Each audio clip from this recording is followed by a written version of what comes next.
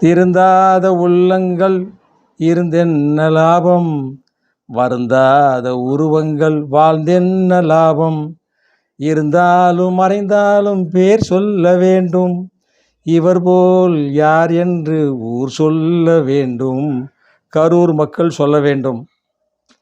அதாவது 41 குடும்பங்களை தத்தெடுக்கிறார் விஜய் அப்படின்னு அறிவிச்சிருக்காங்க.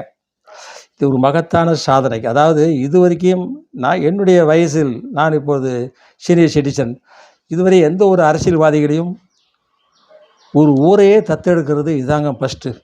41 குடும்பங்களை தத்தெடுத்து நான் வச்சுக்கிறேங்கிறார், நானே பார்த்துக்கிறேங்கிறார்.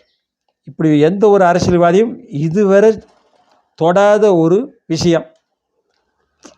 இதுதான் இந்த பாட்டு படித்தேன்.